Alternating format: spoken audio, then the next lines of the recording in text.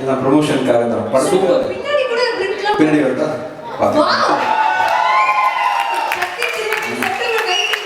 அண்ணன் ஆனா ப்ரமோஷன்ல கூட எமோஷன்ல நீங்க வந்து அந்த ப்ரமோஷனை மறைக்கல தெரியுமாண்ணே? 19th மட்டும் நீங்க மறைக்கவே இல்லைண்ணே. சரி, எப்போ கையை விட வச்சுங்க. சூப்பர். இங்கே எங்களுக்காக சக்தி திருமணம் படத்துக்காக வந்திருக்கக்கூடியவங்க அனைத்து மக்களுக்கும் என்னுடைய மனமார்ந்த நன்றி தெரிவிச்சுக்கிறேன். 25 படம் இது வரைக்கும் ஆயிருக்குன்னு சொல்கிறாங்க. என்னால் இப்போவும் நம்ப முடியல. இப்போ தான் ஜீவா சங்கரோட டைரக்ஷனில் நான் படம் ஷூட்டிங் ஆரம்பித்த மாதிரி இருக்கு. நேற்று சட்டுன்னு பார்த்தா 25 படம். ஆக்சுவலி இந்த 25 படத்தோட கவுண்ட் வந்து பார்த்தீங்கன்னா ஃபுல்லாக ஹீரோ நடித்த படத்தெலாம் சேர்க்கல அவங்க. அந்த கிழக்கு கடற்கரை சாலை பார்த்துருக்கீங்களா? நான் ப்ரொஃபஸராக ஆக்ட் பண்ணியிருப்பேன்ல, பார்த்துருக்கீங்களா? ஆமாம்.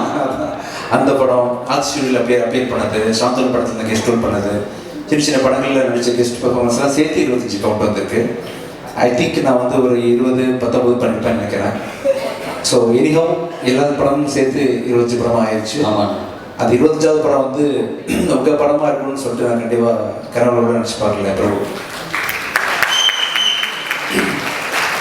அதான் நிறைய இடங்களில் சொல்லியிருக்கேன். நான் இந்த மாதிரி உங்களோட ஒர்க் பண்ணுவேன்னு தெரியாமலே எல்லா இடத்துலையும் எனக்கு பிடிச்ச படம் வந்து அருவின்னு சொல்லியிருக்கேன். அந்த மலைப்பு போகாத அளவுக்கு வாழ்வும் ஒரு ஒண்டர்ஃபுல்லாக பண்ணிட்டீங்க. ஒரு நாள் நான் வீட்டில் இருக்கும்போது ஒரு மெசேஜ் வந்துச்சு. ஆக்சுவலாக அருண் பிரபு கிட்ட இருந்து உங்களை பார்க்கணும் சார், உங்களோட படம் பண்ணணும்னு சொல்லிட்டு. சத்தியமாக நம்பவே இல்லை பிரபு, நீங்கள் எனக்கு தான் மெசேஜ் பண்ணீங்கன்னு. விஜய் தேவரகொண்டா சார் இன்டர்வியூவில் சொல்லியிருக்காரு, மச்சான் வா படம் பண்ணலாம் அப்படின்னு கேட்கும்போது, இல்லை மச்சான் நான் வரேன் மச்சான் சொல்லியிருப்பீங்க. நீங்கள் தான் வந்து பிஸியாக இருக்கேன், இல்லை அந்த கதை மேட்ச் ஆகிற மாதிரி உங்கள் பதிலெலாம் சொல்லியிருக்கீங்க. ஒருவேளை விஜய் தேவரகொண்ட அவருக்கு போகிற மெசேஜ் எனக்கு தெரியாமல் போட்டிங்களான்னு நினச்சி பார்த்தேன்.